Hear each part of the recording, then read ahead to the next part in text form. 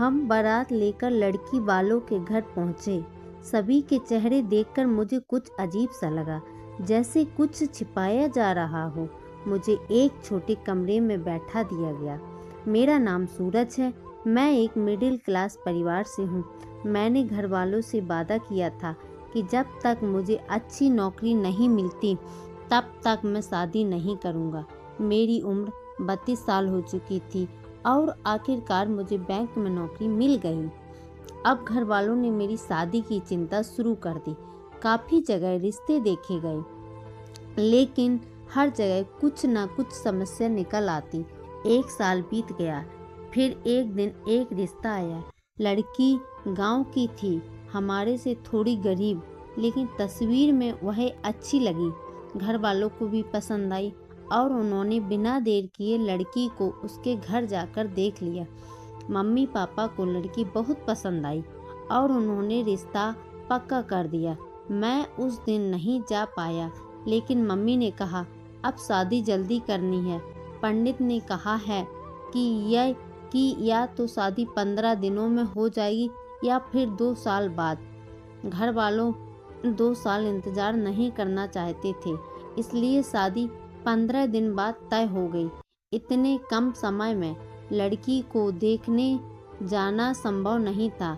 मैं छुट्टी लेकर घर आया। शादी की तैयारियां तेजी से चल रही थीं। कुछ ही दिनों में शादी का दिन आ गया। हम बारात लेकर लड़की वालों के घर पहुंचे। सभी के चेहरे देखकर मुझे कुछ अजीब सा लगा, जैसे कुछ छिपाया जा रहा हो। मुझे एक छोटे कमरे में बैठा दिया गया। मैंने पापा से पूछा, पापा सब ठीक है ना? वे बोले, हाँ सब ठीक है, बस गांव की शादी है, रिवाज अलग होते हैं। शादी हो गई। विदाई के बाद हम सब घर आ गए। पहली रात से ठीक पहले मम्मी पापा मुझे एक कमरे में ले गए और बोले, हमारे परिवार में एक परंपरा है कि शादी के 15 दिन तक दूल्हा अपनी दुल्हन का चेहरा नहीं देख सकता। इसे अशुभ माना जाता है। मैं हैरान था। मैंने कहा, आज तक आपने ये बात क्यों नहीं बताई?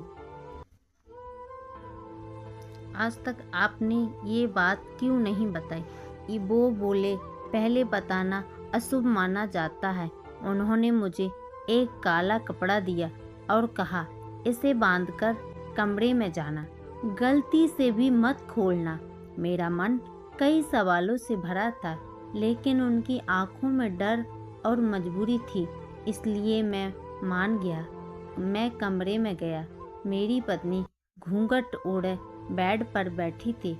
मैंने उसके पास जाकर काला कपड़ा उसे दे दिया और पूछा, तुम्हें काला कपड़ा क्यों दिया?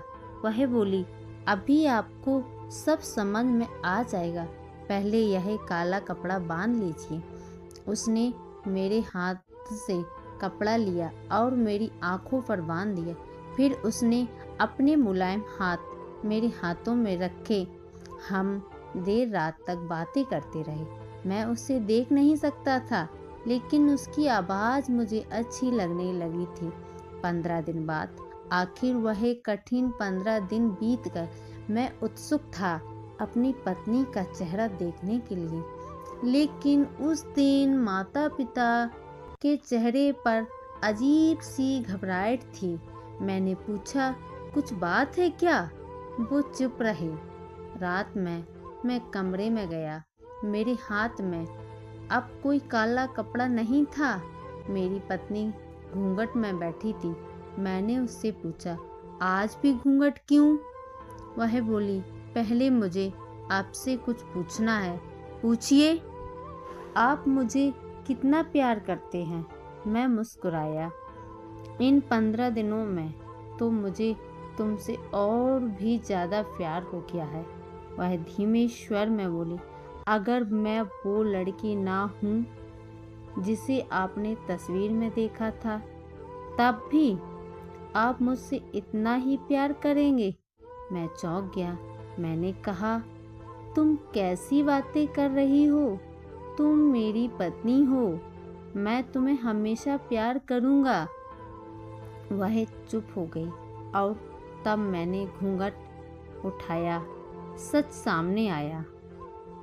जैसे ही मैंने उसका चेहरा देखा मैं दंग रह गया। वह वो लड़की बिल्कुल नहीं थी जिसे मैंने तस्वीर में देखा था। यह कोई और ही लड़की थी। मेरी हैरानी के बीच उसने कहा, मेरी शादी पहले ही जबरन तय कर दी गई थी, लेकिन आपकी दुल्हन किसी और के साथ भाग गई। आपके घर वालों ने बदनामी से बचने के लिए मुझे ज़बरदस्ती शादी के लिए तैयार किया। मैं संतप्त था।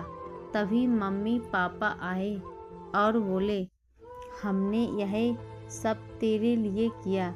अगर शादी टूट जाती तो बदनामी हो जाती। मैंने कहा, यह सब आपने मेरे लिए नहीं, खुद के लिए किया है। गुस्से में मैं घर से बाहर निकल गया और अगले दिन बिना कुछ कहे अपनी नौकरी पर चला गया।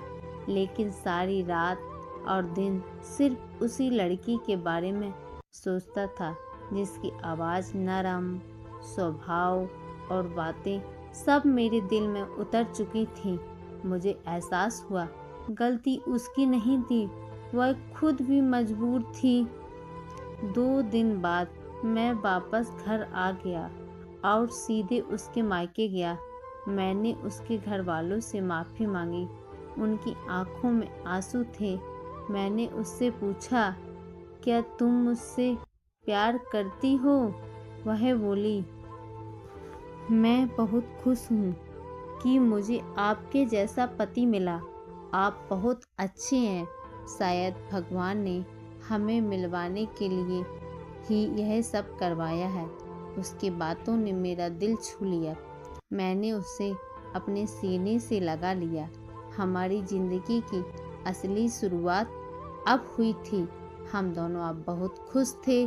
कहानी अच्छी लगी हो तो चैनल को लाइक सब्सक्राइब ज़रूर करें फ्रेंड्स।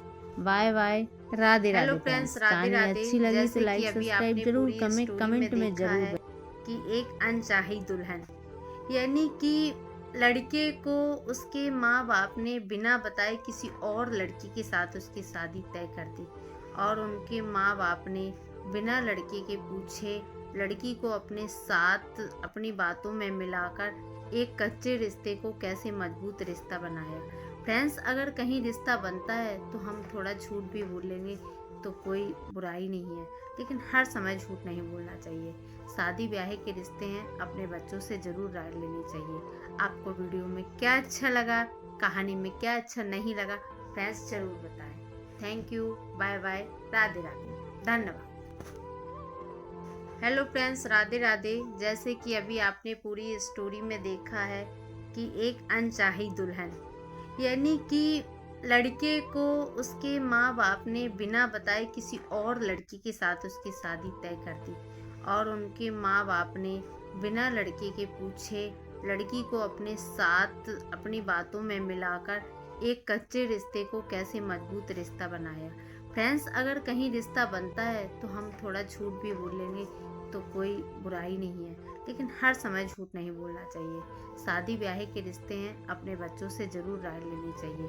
आपको वीडियो में क्या अच्छा लगा, कहानी में क्या अच्छा नहीं लगा, फ्रेंड्स ज़रूर बताएं। Thank you, bye bye, Radhe Radhe, धन्यवाद।